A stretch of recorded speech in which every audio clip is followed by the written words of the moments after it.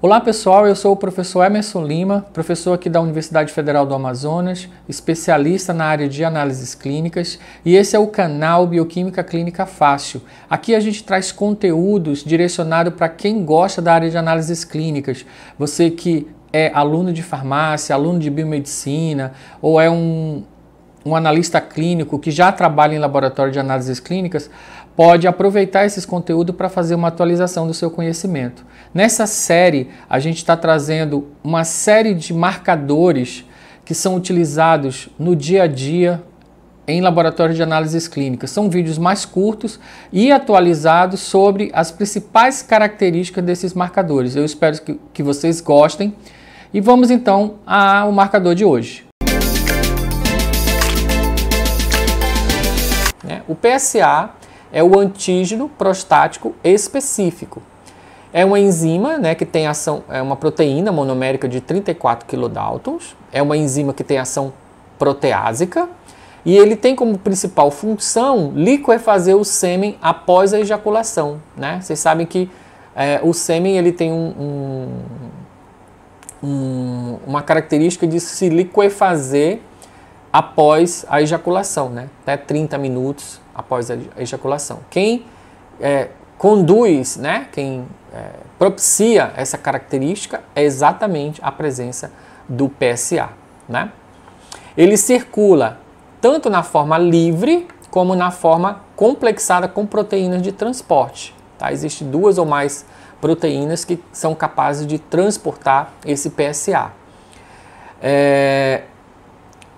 Essa proteína é produzida por células de revestimento, principalmente na próstata.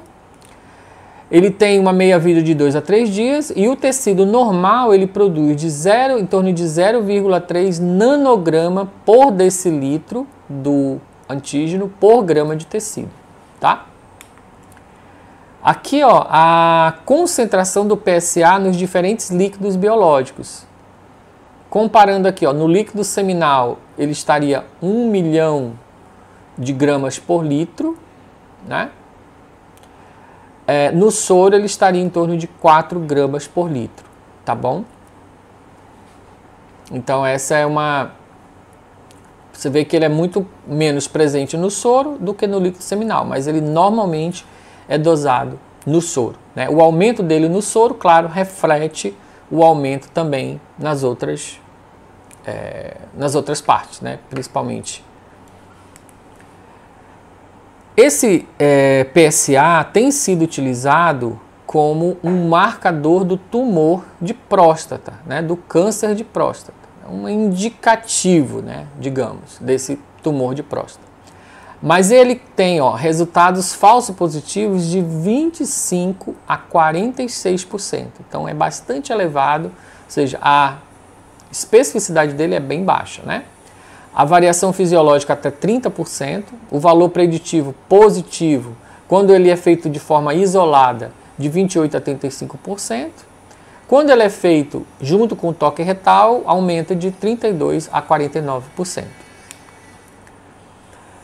O PSA, apesar dele ser um marcador do câncer de próstata, ele não está aumentado apenas no câncer de próstata.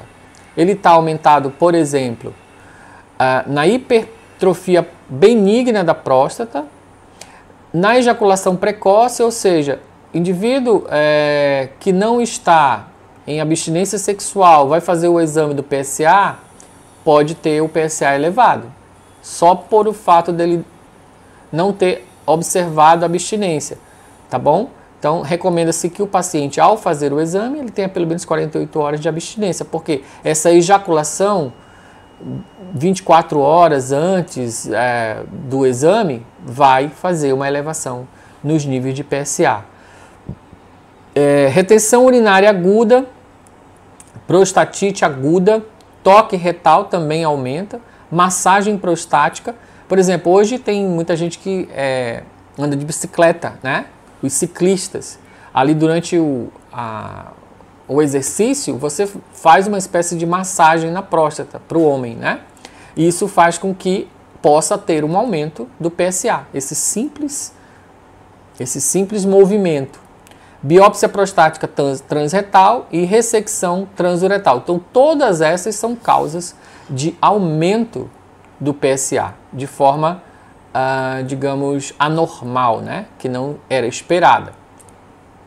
Alguns medicamentos, como os inibidores da 5-alfa-reductase, finasterida, dustasterida, diminuem o PSA. Esses medicamentos são utilizados na calvície, né, para tratamento da calvície. Então, se o paciente usa esses medicamentos, pode dar um resultado falso negativo. Então, tenham cuidado com isso, né? Isso tem que ficar registrado no prontuário para o médico saber se o paciente faz uso desse tipo de medicamento. Além da dosagem isolada do PSA, o médico normalmente solicita alguns exames adicionais que eles compõem a análise do PSA. Exemplo, o que a gente chama de densidade do PSA, que é a relação entre o PSA sérico e o volume prostático avaliado por ultrassom.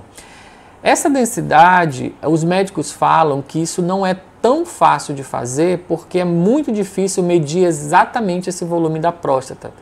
Então, está aí possível, mas não é tão utilizado na clínica em função dessa dificuldade de você mensurar exatamente o volume prostático.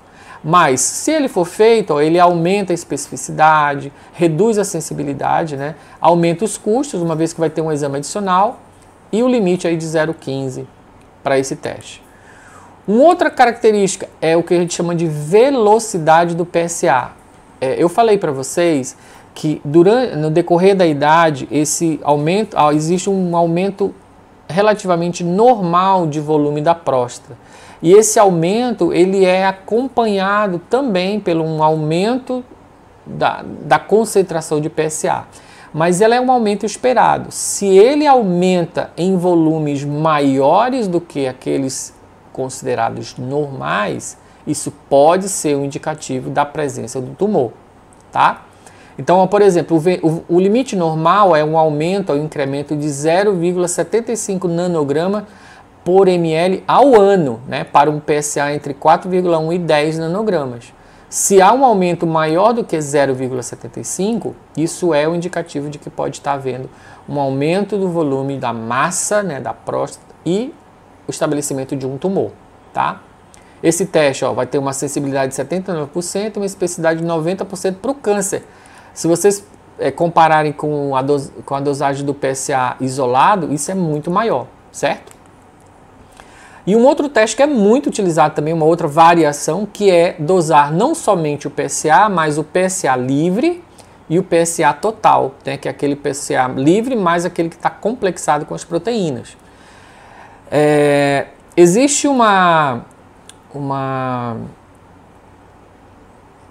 indicação, né, existe uma comprovação, na verdade, que o teor de PSA livre no tumor, ele é bem menor do que sem o tumor, tá? Então, se esse nível ele é menor do que 15% do PSA livre em relação ao PSA total, há uma grande chance de ter uma massa tumoral, de ser uma massa tumoral maligna, tá bom? Se esse valor for acima de 15%, isso pode representar uma doença benigna, tá? Então ele aumenta um pouco a especificidade, reduz a sensibilidade, também aumenta o custo porque você tem que fazer tanto a dosagem do PSA livre quanto do PSA total. Os métodos de análise para esses exames, a gente já comentou um pouco aqui no canal sobre isso. Pode-se usar a espectrofotometria, o radioimunoensaio. Hoje é muito pouco usado os imunoensaios são bastante usados. O radioimunoensaio, claro, pouco utilizado, uma vez que eles são substituídos hoje pela quimiluminescência e pela quimiluminescência, né? Quimiofluorescência e quimiluminescência. A imunohistoquímica, né, que é uma técnica tecidual. Se você tem dúvidas sobre essas técnicas, visitem lá no canal a nossa aula sobre métodos laboratoriais, onde eu explico cada uma dessas técnicas, tá bom? A citometria de fluxo, também muito utilizada, onde você consegue mensurar esses marcadores, receptores celulares, né? Proteínas dentro das células. os testes genéticos e testes moleculares, como por exemplo FISH ou PCR. Então todas essas técnicas são técnicas utilizadas na determinação desses marcadores tumorais. Este foi o nosso vídeo de hoje. Eu espero que você tenha gostado desse conteúdo. Caso você tenha gostado, deixe seu like, compartilhe esse vídeo com outras pessoas e também deixe seus comentários ou sugestões de outros vídeos que possamos gravar aqui no canal. Desde já eu agradeço a sua atenção e muito obrigado.